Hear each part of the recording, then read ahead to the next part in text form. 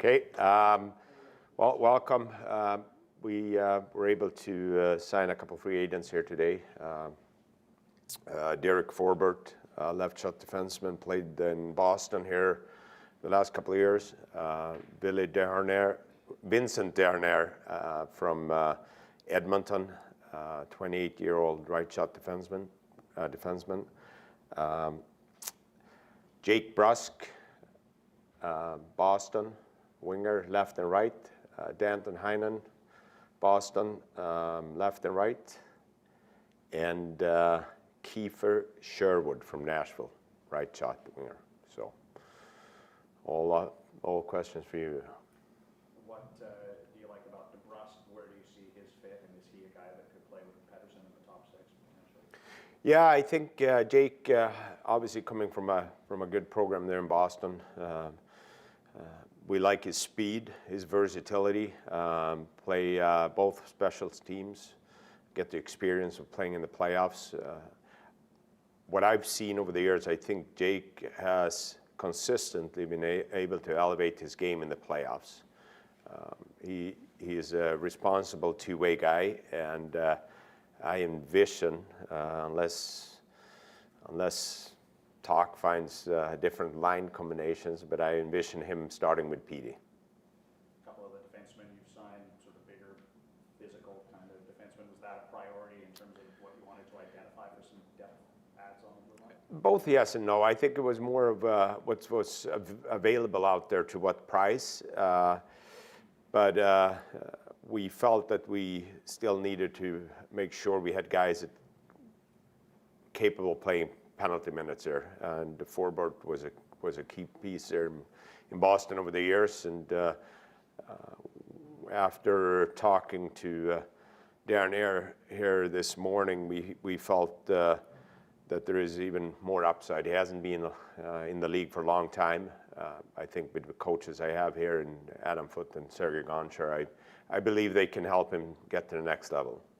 Ian, Patrick, obviously you lost a couple of good players as well in free agency, particularly Zadorov and Lindholm.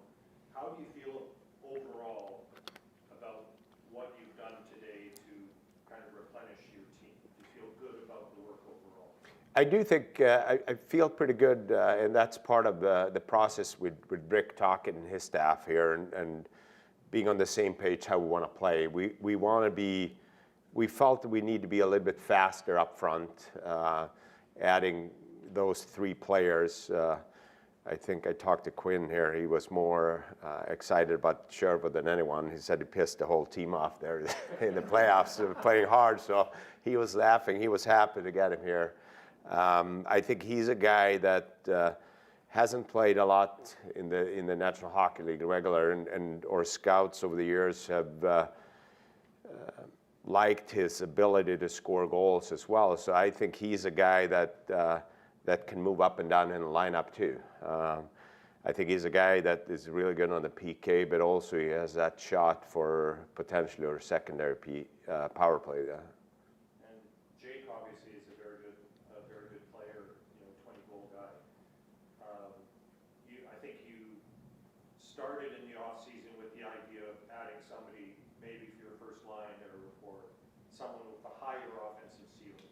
Did you come close to getting any of those guys? I think we came really close with Jake, obviously. But the other, you never know until you get over the finish line. I think our staff did a really good job in conversations, but the priority as of this morning at 9 o'clock was Jake DeBrusk, Heinen, Forbort, and Sherwood. Those were our top priorities to get on the phone with right away there. And then it opened up late here with Vincent from Edmonton. Okay. Patrick, I think at last count there was $1 billion worth of contracts that were handed out today. How did you view the market, and how crazy was it with some of the money that was being handed out? Was there a level you said, that's it, we're not going to? Yeah, I think that's something we internally talked about. I mean, you can always only go so far, hey, there is the player's decision in the end of the day what they want to do. I think it's the July 1st is interesting day, but it's also a scary day. And I think we were pretty good here today in terms of managing our money and getting hopefully good value out of the players we got there. There's a lot going on. We didn't get a chance to ask you, what's Thatcher Demko's status after what he went through? Did he need any procedures, or where's he at? He's going to be ready for camp? He's going to be ready for camp, yes. He's doing his rehab. We're starting his summer training here. But I met him quickly down in Vegas last week, and he seems to be in a great mood and great spirit there. Did he need any surgical procedures? He has not been needed up to this point, so I don't know if anything's going to be needed down the road, but not at this point. Did any uncertainty on that inform the decision to go get Yuri Patera, and what do you like about that player? No, I think that was something that we were looking at leading up to this, today, that Ian Clark had been identifying some of the goalies for our need. We are extremely excited to have Seeloffs and Tulopilo and Ty Young, but we always envisioned to have 5 NHL goalies under contracts, and Patera was a guy that Clarkey identified and felt that there is more upside there, and he got his taste of the National Hockey League level last year, so we're excited to continue to work with him. Are you able to confirm, is his deal a two-way deal? Correct, two-way deal, yeah. Patrick, it's a little bit unusual that you see 5 players kind of swap cities, 3 come up here from Boston, 2 head down to Boston. What does that say about the Bruins and the Canucks as teams? Does that say that you play similar styles or just have similar interests in players? Or? Good question. I think it's very unusual. I think in my opinion, I think Boston has been a top team in terms of culture, standard, system over the years, and I do believe when Rick and I talk to the players, they acknowledge where we are, how we want to play, and the system is somehow fairly similar. I think they were extremely excited to come here and get a chance to continue building what we finished last year, and the players we have in our core excites a lot of players. With your signing of Sherwood and other players, do you foresee any type of effect on younger players trying to push to get into the organization?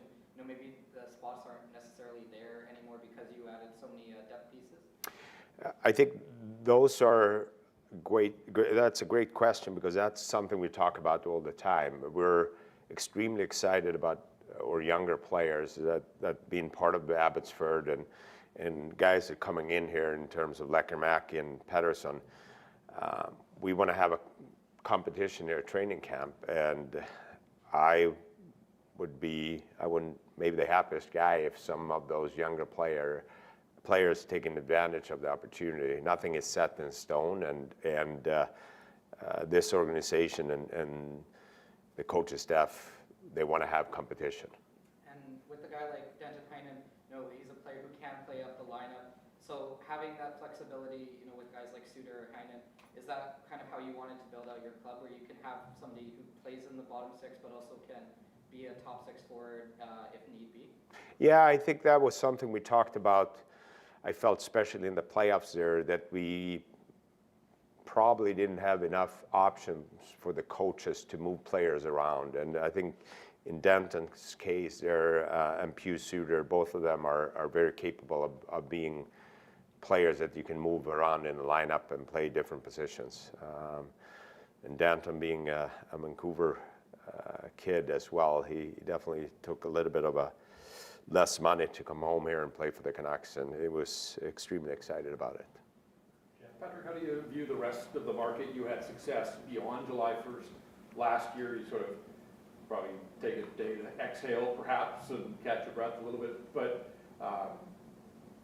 do you still see the possibility of continuing to shape your roster here in the days and weeks ahead?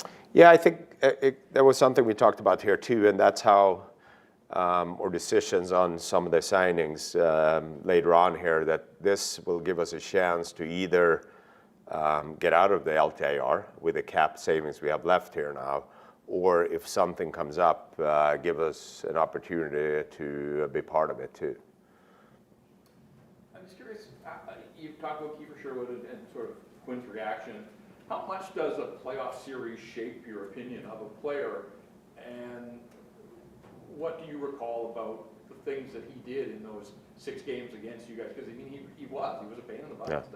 Yeah, you're right. I think that obviously you want to see how players, handle the pressure and in key situation, key moments. I do think there was more watching Nashville. It felt like we were in Nashville for, I don't know, months this year. Obviously, Ryan Johnson lives in Nashville and get a good feel on some of the teams down there. And I think even going back when he played in the minors, he always been a guy that, or scouts have identified that there's more to come just if he gets the opportunity. But I felt that in the playoffs, he played extremely hard, gritty, tenacious. He was in on our forecheck and made every single player on our team uncomfortable. And I think as we look, getting faster, getting harder to play against, that was something we wanted to accomplish there, and also being a good PK guy. Patrick, do you think you need another depth defenseman? I think we have fairly good depth defensemen, but if something comes available that makes sense, we definitely take a look at it. Does that kind of play into the fact that you need at least 8, but you probably need 10 guys that can play at this level? Yeah, absolutely. And I mean, we saw it last year in every position that you need, in order to be successful in the postseason, you need depth for sure. You talked about the possibility to not be in LTIR. How important could that be for you if you choose to go that route in terms of maybe adding more flexibility in season to be able to make some? Yeah, I think it's definitely it's harder to operate in LTIR there, and basically you set the roster and then it's dollar in and dollar out. It also gives us a flexibility to use more recalls.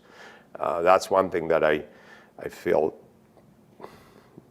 bad for the younger players that deserve to get more opportunities, and when you're not in LTIR, it gives you a little bit more flexibility of calling up players based on their performance and creating that competition up here with a big team. So definitely that's something that as of today we've got to be careful moving forward here, if it makes sense or not to add a player, and then does that mean you have to go back into the LTIR?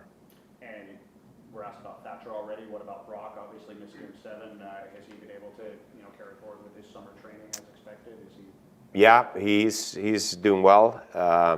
He's expected to be fully recovered at training camp. When I talked to Forbert this morning, he was just getting out of his workout with Brock Besser, so they're good friends.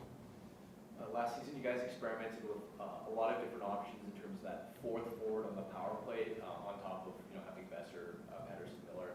Had a lot of different looks there. Do you think DeBrusk could fit on that first unit, and what type of role could you see him fitting as a left shot? Yeah, you're right. I think the power play is something that we need to improve on. He definitely fits in. He played mostly net front in Boston, so I think this gives the coaching staff more options. I also think that the coaching staff were excited about Sherwood's shot and being potentially a second power play bumper position there too. So absolutely. When you were planning contingencies for losing Lindholm, was the thinking always that you have Pius Suter already signed and you can move him back to center, or did you look specifically much into the market for a center to replace Lindholm? We did look into the market. We didn't feel there was much out there this year, and also that I was aware of the price tag on those players. It didn't really make sense for us, and that's where we always felt that Pius and Teddy were capable players to fill that. I don't know if you say one of them are third line center, but their combination is a pretty strong gives us a pretty strong middle there. You qualified Archer Sheeloffs, then you bring in Yuri Gutera. How do you see your backup goaltending situation? How would you like that to play out this year? Yeah, I still think we're talking to Sealoffs here and see if we get a contract extension done. But I don't. I mean, he's a goalie that we're extremely excited about. We are extremely excited about Tolopilo too. His second half in the American League was extremely good. But as I said, we all know that you need, 3 to 5 goalies potentially. So that's where we want to make sure we're putting everybody in a position to be successful short term and long term. I think for us, the bigger picture, what's Sealoff's best path to become a NHL starter? Obviously, he doesn't need waivers, so he can go up and down too. So we'll let training camp dictate how the roster will shake out. Was there anything that surprised you that went down today, or how? Yeah, well, I guess July 1st is a crazy day, and some of the deals might have surprised me a little bit. Looking forward, did the OEL buyout increasing in not this season but next season, the year after, did that affect how you were able to sign free agents this season? I think it definitely have us awareness how we, obviously with the cap hit there going up the next 2 years, so everything we do has to wade in. I think we're building a roster almost, I think we're 2 to 3 years down the road where some of the younger players are going to come in, and listening to my development staff and coaching staff in the Abbots where each individual are and what the projection for them to be up here in Vancouver. So all those factors in when we're making decisions as of today, yeah. Patrick, over the course of last season, with talking sort of with the full year in training camp on the bench, your team really took on this identity where you had the speed on the wings and then you had the size on the back end. It does feel like all of the moves today fit with that. Was it important to you to sort of double down on or continue to develop this method of winning games that your club was able to find last year? I think we have comfortable with the system and structure we have. I think we now the next phase here to improve the areas that we need to improve on. And I felt that talking to Rick here over the summer, I think those were the areas where we felt that we need to be a faster team in the transition game. And by adding Sherwood, Heinen, and DeBrusque, they all can skate. Continue to be a strong defensive team, which we were here this year, and forwards' ability to kill penalties, and the potential upside in Vincent Darnell here too, only being I guess a full year in the league. I believe, and he believed too, after talking to Adam and Rick here this morning, that this was a situation where he could develop his game and take a step further. So absolutely, I'm very pleased with the identity of our team, and I think that also makes it easier to attract players to come in here, because they obviously the players talks and they love the environment, and every single player I talked to this morning, they were talking about the fans, the playoff games here, how loud it was, and the excitement in the city and all that. So even that's what Dehaner said when Edmonton coming in this building, and just how loud it was and how fun it was to play here in Vancouver. With sort of that last answer in mind about the identity of the system, you obviously count, and many of your players and you yourself and Rick have talked about this in relation to, Myers' form last year and on, the way that the system helped some of your defenders. You don't have a ton of sort of mobile puck movers on the back end aside from the two guys on your top pair, ostensibly. Have you created an environment where they're maybe able to play separately, or do you have enough puck moving in the minutes where they get through? Yeah, it's a good question. I think that's something we talked about too, like how obviously there might be an experiment period of time, as we did last year too, where Adam and Gonchar were moving guys around, and is this a time you see if Ronick and Quinn should be separate and carry their own D pair? I think those are the questions for training camp and as we move forward there. But I think you're right. That's something we talked about here. Do we need more puck movers on our team? But I still feel that the additions here today are capable of playing simple, and with the structure we have, we anticipate to play fast hockey, and I think those guys are capable of delivering a first pass fast. Thanks, everyone. Appreciate it. Thanks, guys. Thanks. Heinen in 5 minutes. I know it's been a roller coaster. Appreciate it.